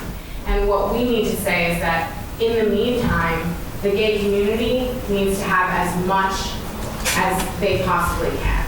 So, or as we possibly can. So, in the meantime, if they're fighting for marriage and have the benefits of civil union and domestic partnership, isn't that better than fighting for marriage and getting kicked out of emergency rooms and not having insurance benefits and all of those things? I don't think within our coalition, civil unions are defeated. Right. I would say that if we want, I think we should, I agree with Sarah, that we should push for marriage. And if we get civil unions as an incremental step in the process, I think that's a good thing. But I would fight it with strong messaging. I can imagine like a 30-second commercial where, if it ever came up where we were going to get gay marriage or civil unions, you could have it like being like a yellow star that they would give to gays that were getting civil unions and just a certificate that different sex marriage would get. And I think it is. It's really, I think it's a good step in the right way, but I think really long term we have to think about that can't be the end all on the plateau. No, but the question is, that is what Jeff was suggesting. He's suggesting an incrementalist strategy. Chris? I would support the incremental strategy, trying to approach it more from the civil union approach for two reasons. One, I think it takes the wind out of the sails of the Family Values Coalition because they're using that to mobilize politically to confuse the courts, right? So the courts won't make any decisions in our favor. So if we can take sort of that political debate out of the spectrum, then the courts might have an easier time making decisions in our favor. And secondly, if you look at it as civil unions, you can mobilize the public, and you can play off of parents that are worried about, I mean, as a parent myself, I want other parents to have access and rights to their children. And if you think about taking that away from gay parents, I might mobilize to support them. Or if you think about, if you're in a hospital situation, taking away the rights of being able to take care of your long-term partner or spouse, you're going to mobilize people that are sort of in the middle to support the civil union rights that exist. So if you take away the explosive word, then you appeal to people's sense of fundamental fairness. Right, precisely. As a message. Yeah, Lori. Yeah, and I kind of just want to kind of touch upon what everybody was saying is that I think that the strategy here is sort of having to fight on two fronts. One is, the secular and the legislative, where you try to get as many civil unions as possible across the state. That's, you talk about fairness, you talk about rights, you talk about, these inherent entities that people invoke when you talk about gay rights. And then on the other front, you fight the battle on the religious definition of marriage. What does that mean? How do you get the religious community to embrace the concept and accept that as not more immoral? I think that you have to go and you go to religious organizations or churches that have embraced homosexual behavior into their community, and then just sort of highlight and bring their message out and say that it has not shown that it's not something that God espouses. God does not hate homosexual people or something like that. Something I know that you have to fight these two battles. So therefore you separate what is a moral issue, you take it out of the legislative arena. Or else if you let it mingle, and then it becomes a very tricky freedom of religious argument that nobody really wants to talk about. But you sort of separate, our fight and you fight two fronts. So one is about changing public opinion, and one is about guaranteeing rights. And I think both is more achievable. Chris? Sort of similar to what Lori was saying. I think that if we can sort of, as a group, agree to being okay with civil unions for the next sort of 15 to 20 years, and I know that will be Footnote, that's not going to happen, but go ahead. But building a strategy on that assumption, it's not going to happen. Okay, then. We can try to. No, but internally, we can try to persuade our brothers and sisters around this room that that's the right thing to do. Well, okay, Ben, but then you need to answer this question. You need to answer this question if that's where you're going to go. I think that, David alluded, I don't think this, but I'm going to for the moment. David alluded to Brown against Board of Education. I think that if you do that, 60 years from now, we will be in no better position than we are on an integrated society. All deliberate speed is going to turn into 3, 4, 5 generations, and I don't think that's a compromise worth making. I don't think hundreds of years down the road for equality is right. And if you embrace civil unions, I think you're going to embrace an intermediate step that will keep you away from full equality. And look, it's not just you talk about all the practical benefits of it, but setting up a dual structure like that institutionalizes into law and society the enduring message that this group of people is less worthy, is less good, are not really equal members of society. And it will bounce back and infect us in parenting, in schools, on every other issue. I would say that this is what the right, if it was really smart, would try to get us to do. It would try to get us to embrace civil unions and concretize our separation and our less goodness from the rest of society. Can't do it. Now you've got to convince me I'm wrong for me to go for your strategy. You've convinced me that it's a terrible I don't agree with it, but neither do I. But okay, this is what my thought was, that if we can sort of get people to embrace civil unions, like Jeff was saying, state by state, and have families, Chris as a mother, seeing these civil union parents with these beautiful, amazing children, and just get people to eat together and live together and see these couples that have been validated, not marriage, which is what we all want, but civil union, and see them operating in society as taxpayers, as responsible parents, as teachers, as all of these, contributing members of society, then we can change the hearts and minds, and then we can get marriage. So the key word is normalize. And if you think about what's happened out there in the gay community, you see it beginning to happen. Take the Castro, right? The one-time epicenter of the gay community.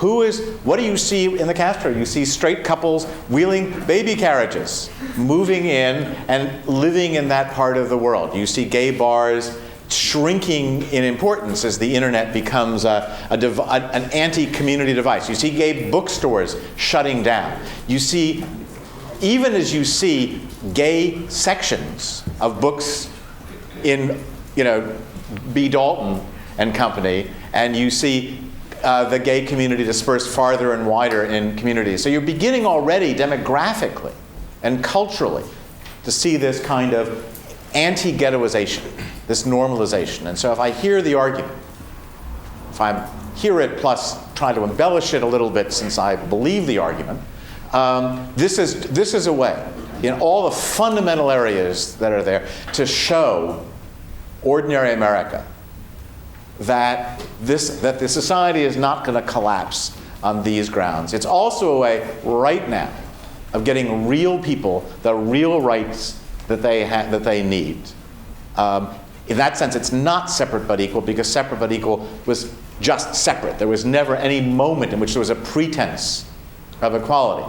And then not giving up on the notion of marriage. But it seems to me, marriage follows from normalization more easily than leaping there. Now, I remember when Howard Dean announced that he was going to be a candidate in 2003, my first reaction was, you got to be kidding. Civil union, Howard Dean, end of story. And look how quickly civil union was sort of taken off the boards, and you now have every Democrat standing up and saying civil union is okay. So Jeremy and then Kimberly. Just before you go to Jeremy, just one thing that I think is really instructive to recognize here. Like David, I'm an incrementalist. I'm a great believer in incrementalism, and I really do think incremental change persuades. But there are people who believe, as powerfully as I put it to you a moment ago, that incrementalism is a mistake. Look, when you devise a strategy for the movement, you can't start with an assumption that we're going to get everybody on the incrementalist train, or that we're going to get everybody on the, let's call it for a moment, the home run train, okay? What you have to figure out in your strategy is how can we make the fact that there are people who believe both of those things powerfully work for us? And it's a question that we ask both here on the substance, David's first question, civil unions or marriage. How can we come up with a strategy that makes the fact that we're not going to make everybody agree on one of those really work for us? And then David said, look, there are three tactics here, right? There's litigation, there's legislation, and there's the public/media. You're going to catch a similar divide. I would say to you, as Jeff was suggesting, you want to fight this in legislatures and in the public and the court of public opinion. Right now, you don't want to fight the marriage issue by itself in courts.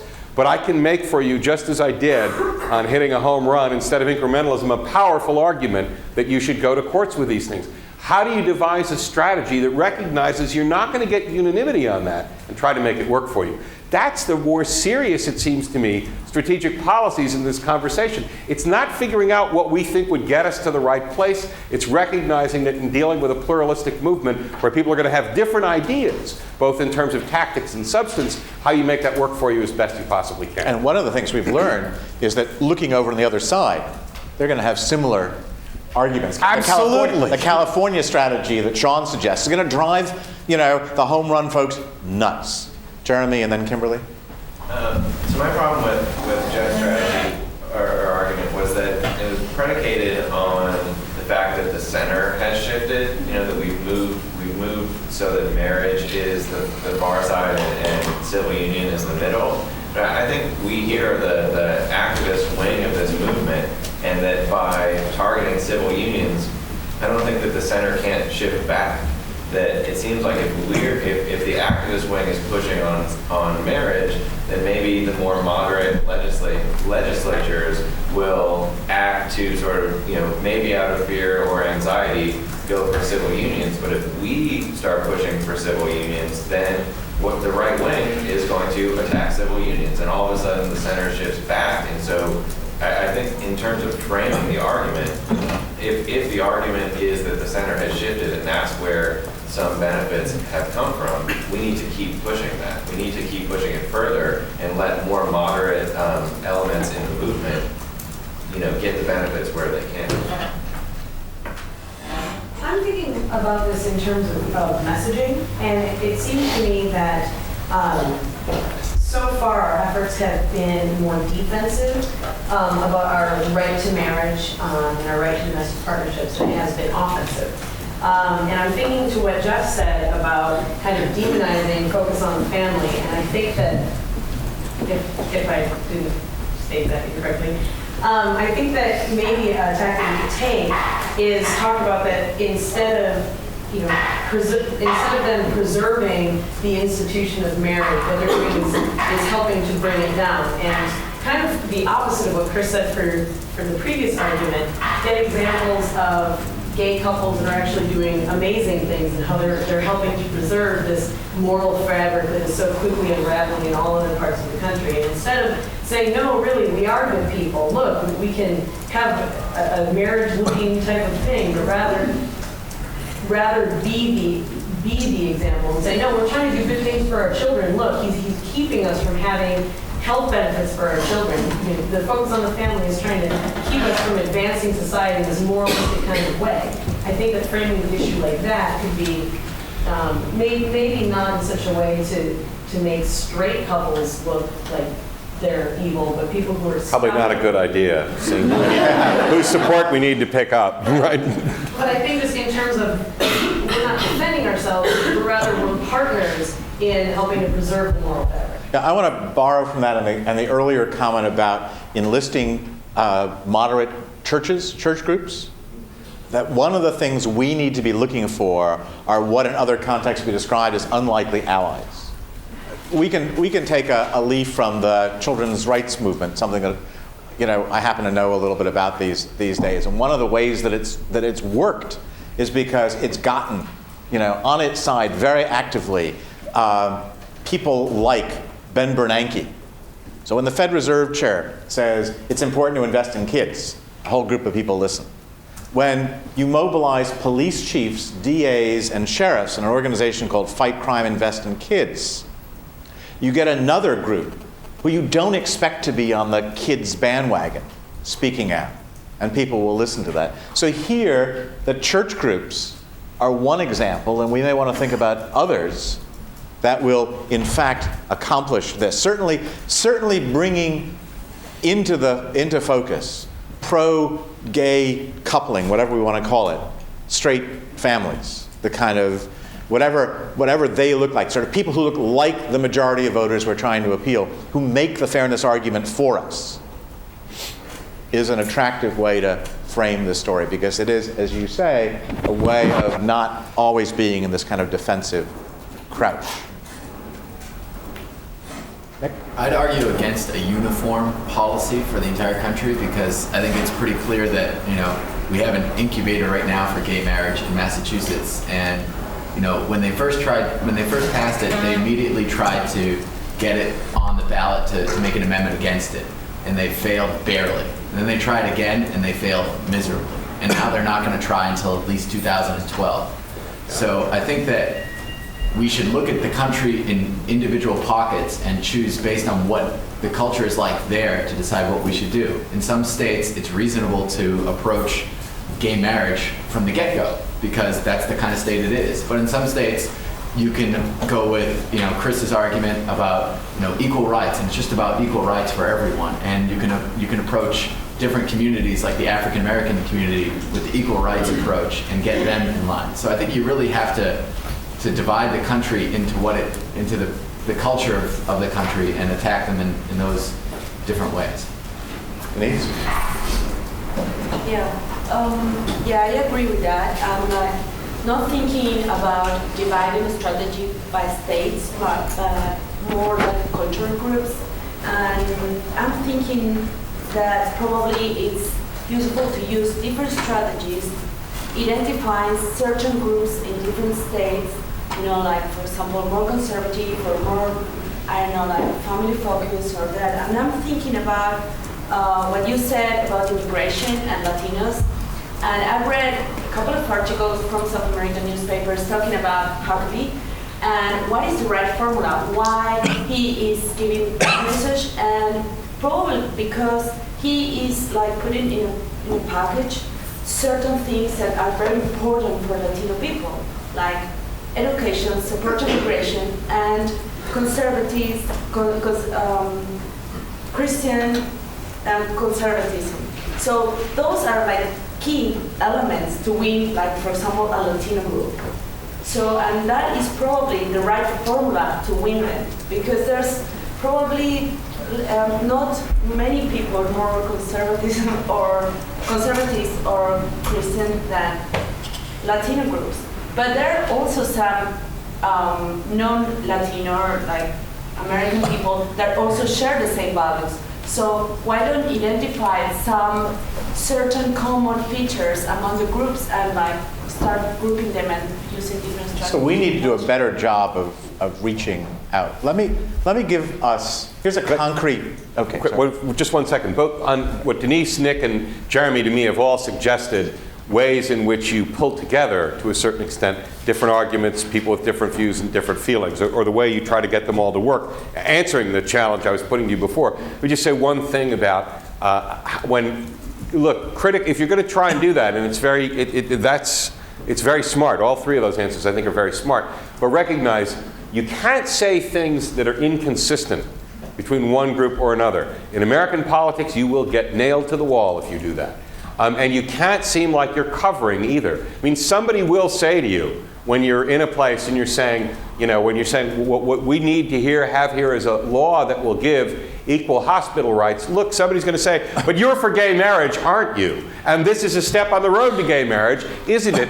You have to be able to answer that in an honest way. And you're not going to be able to answer it by saying, no, if you're over in Massachusetts arguing for marriage. Now, I think an honest way is, there are honest ways to answer that. But it's just tricky. You can't segment parts of America either geographically or by groups of people off and pretend that they're not talking to each other. They are. At the risk of heresy in this area, I would disagree. I think it is. We have, a leading Republican candidate, right, who has repudiated every position that he ever took.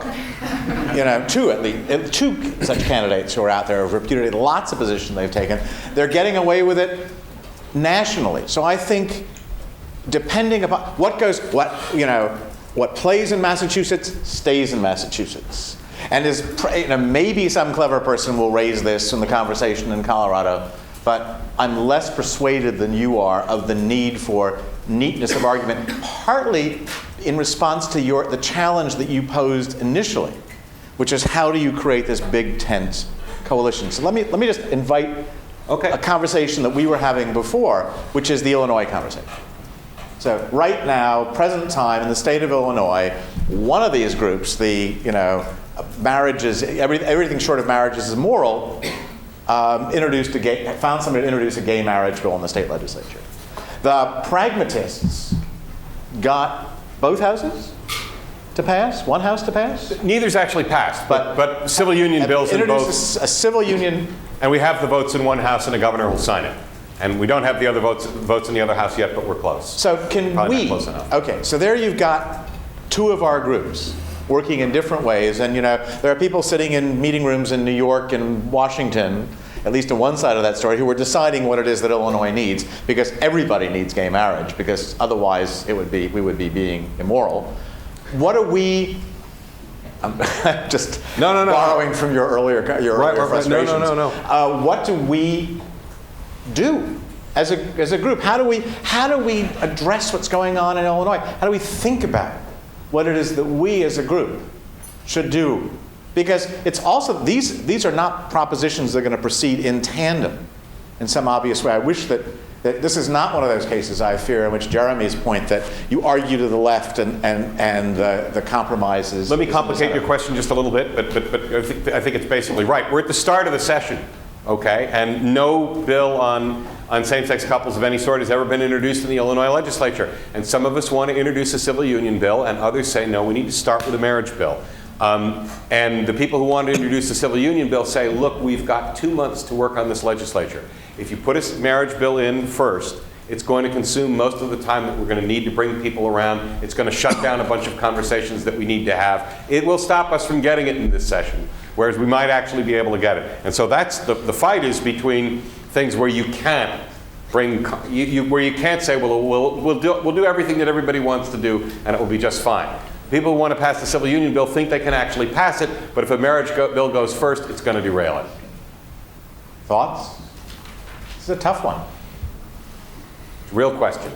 Yeah, Felice. I think it's dangerous to make civil union the goal. I think that it's an okay step. Like, I think about like what Jeremy was saying, that it might be worth taking another year and putting in the same-sex marriage bill and then letting people think they're compromising to give people the rights that we know that they Supposing our best guess is that this is going to produce a mobilization on the part of the opposition, and it's going to drown out any conversation about civil union.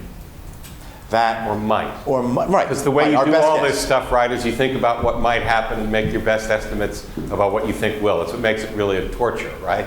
And this will be bottled up in committee forever, and we'll never see the light of day. Let's assume that's our best guess. What do we do then?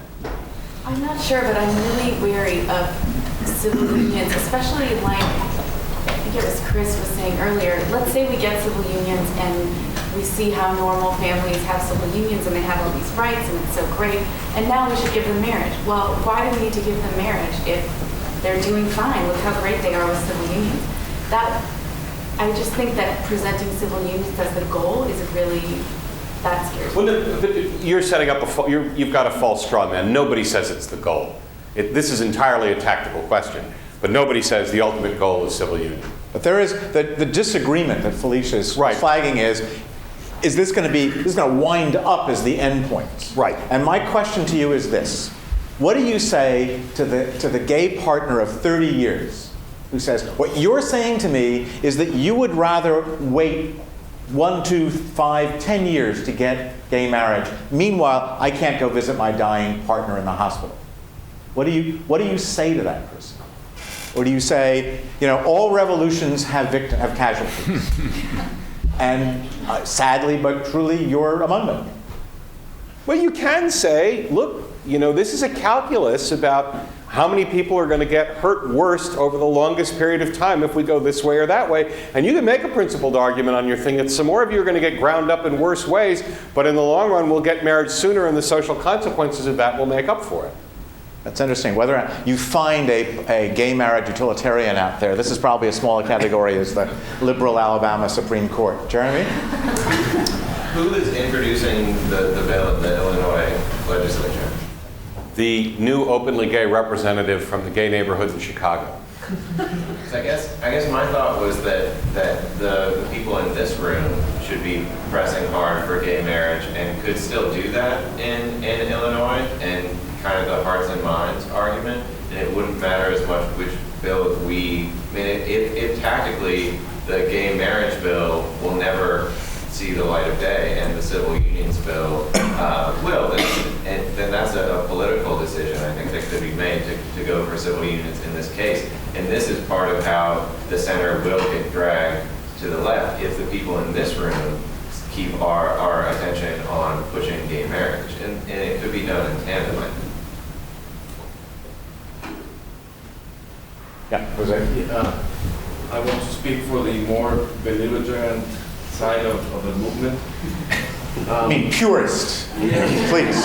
Because I think here is that we're working on strategies for advancing our agenda state by state, legislature by legislature, or even court by court. And I think this is an irreversible movement already.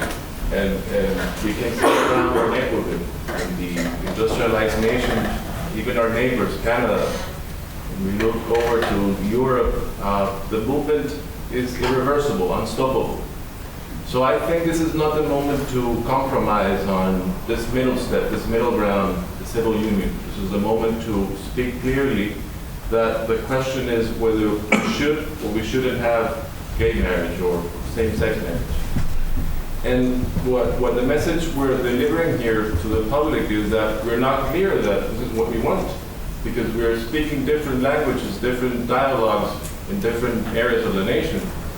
So I think that this movement should be concentrated right now in speaking in a single voice, a single question to be asked to the American public. So how does one, American self-proclaimed exceptionalism is the norm. You know, old Europe, you know, is a very effective line, and not just in the context of the Iraq War, which is why we had Belgian fries for a while, if you recall, in the congressional, in the cafeterias of Congress.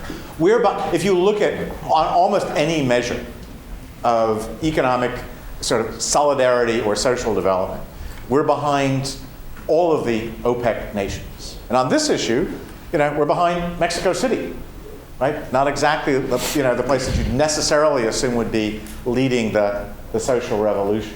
But you're right on the facts. I mean, just in terms of that enormous shift that's Spain, of all the places that you wouldn't think of, it would be, you know, a relatively early adopter of a gay marriage countrywide legislation. Spain would not come to mind. But what do we say? To say to the American people, you're behind the rest of the world, right? Except for China, in which case you're behind China in other ways, but you're behind the rest of the world in this way, and we got to catch up. That's not going to work. How do we frame a message that says this is inevitable, and people say no? For the first part, I think that the question should be addressed in a very simple manner, in a very simple phrasing, because we are confusing the American public by sending very, sometimes even incompatible messages. Right? What is the question here? The question is gay marriage, the same-sex marriage. Right? It's not advancing on different tracks in different areas of the nation. It's not on gaining equality. We already have that. But what we need here, I mean, yes. I just hadn't noticed. Right, exactly. But it is about basic equality, isn't it? I mean, isn't that the only way that you can? If that's the message, if you're going to a universal single message, it has to be about difference is unfair. We're like everybody else, Right. and we should be treated no better and no worse than anybody else. That's the American way. In the end, this is a debate of whether we want to be part of the mainstream or not of culture. And this is what we want in the end, to be accepted in society as a whole. And the message we're delivering is that we are willing to compromise that status. And we're willing to accept a second place in society, a side position in society, that we're willing to be stigmatized as only being able to get civil unions, and that we're not physically in a ghetto, but we are psychologically in a very, very difficult to get out ghetto. Well, I think, and it's great to see the amount of energy that persists 2 hours into this conversation, no break, relatively few bathroom trips, which in GSBP is itself a marvel to behold. But I think the key, I want to say a little bit and then turn it over to Matt to sort of wrap up this part of the conversation. The key phrase there is "in the end." And there's one thing that's clear, that seems to be clear in an agreement, that that we have really essentially run out the string in the courts. That's what I'm hearing from this conversation, whether we want to take, because that hasn't been where we haven't looked to see where else can we go and bring a court victory. That we've talked about various strategies, either through legislation and or through media, framing in the variety of ways that people have described to win popular support. And then the question is the key question of what it is that we're pushing for and who we are and how different groups can coordinate or at least agree to disagree in public and know what they're doing in private and talk things out for each other. This is, again, having spent much too much time thinking about kids' issues, there's a really interesting analog to kids' issues. The pragmatists are pushing for universal pre-kindergarten for 4-year-olds, 3 and 4-year-olds, maybe. The purists are pushing for a comprehensive 0 to 5 full support system, sort of beginning prenatally and carrying on, and are saying, as happened in a conversation that I had last week when I was on the road, that to do anything else, to not look at those little kids, to wait until you're 3 or 4 years old is to be immoral. It really had the separate but equal ring. And to which the response was, but what is now before the legislature? What people are willing to vote on now is preschool. So start with preschool today and then work your way from age 4 to 3 to 2 to 1. And the other side says, it will never happen. We're accepting second class, it's the analog to we're accepting second class citizenship. We're buying into their frame. That's wrong.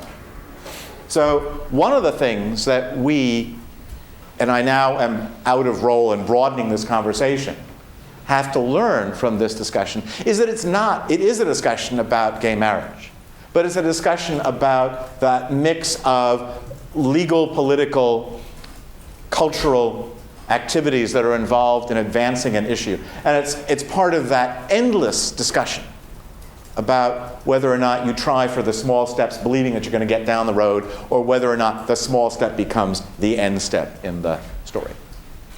Well, a couple of things.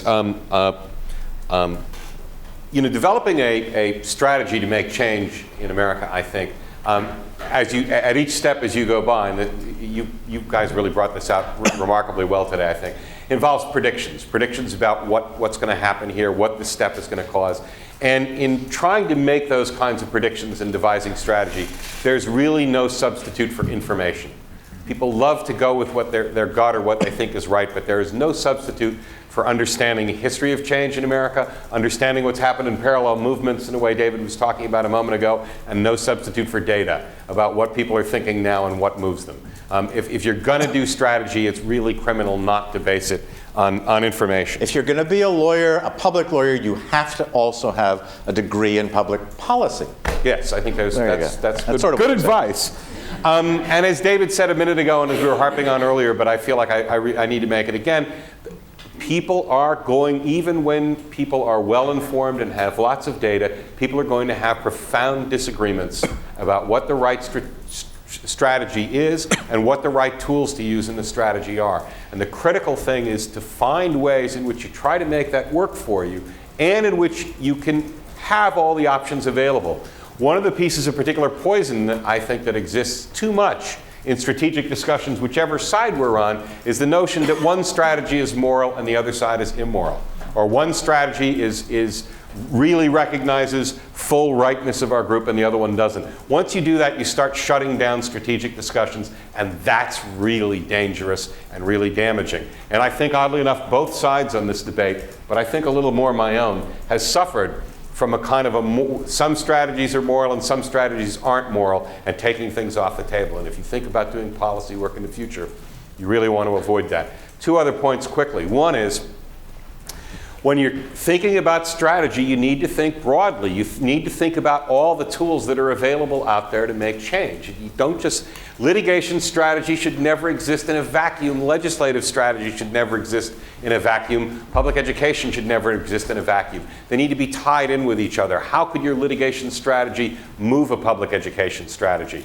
cases that are built around certain kinds of people and certain kinds of messages can become really powerful tools to do that. But they're not going to be that if all the lawyers who bring them are worried about is whether the plaintiff has standing. They've got to worry about whether the case is built as a case to make a compelling argument. And that works, I think, so don't think about one strategic alternative when you're working on something. You got to think about all of them, even if you're just going to wind up doing part of the litigation piece or part of the public information piece. And finally, look, I would say you think about the fight for racial equality, you think about the fight for gender equality, one thing emerges to me as a really profound message. You don't actually make change in the United States unless you change the way people think, unless you get people to accept the change. You know, David talked about Brown against Board of Education. We're going to desegregate our schools with all deliberate speed. I don't know what all deliberate speed meant, but it probably didn't mean this. And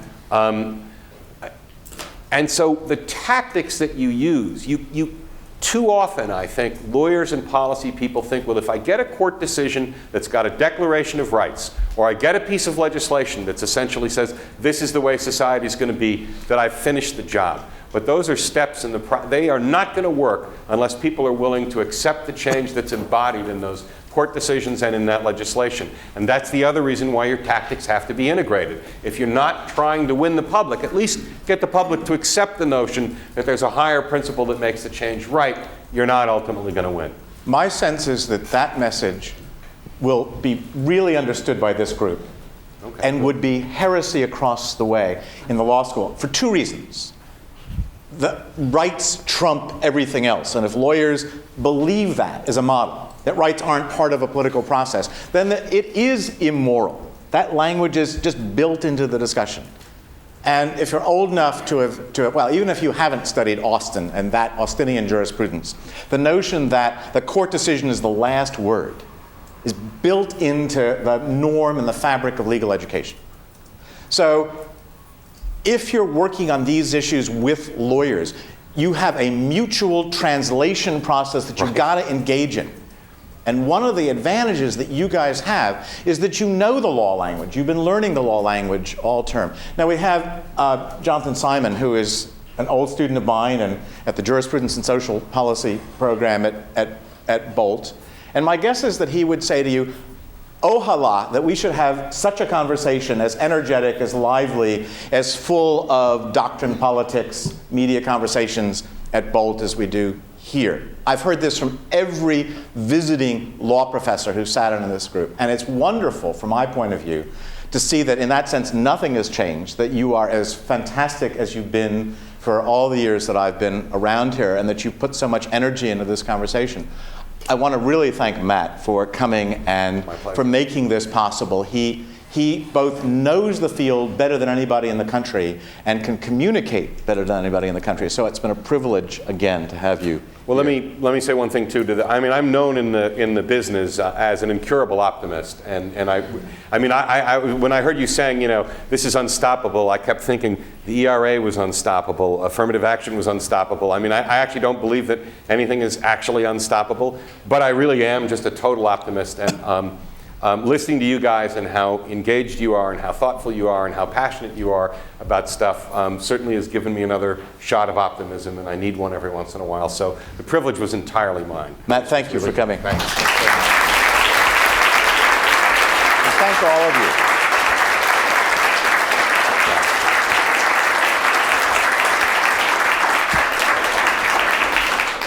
One final word, which is that if you enjoyed this conversation and would like to continue others like it, then you'll take David Kirk's Ethics and Public Ideas class.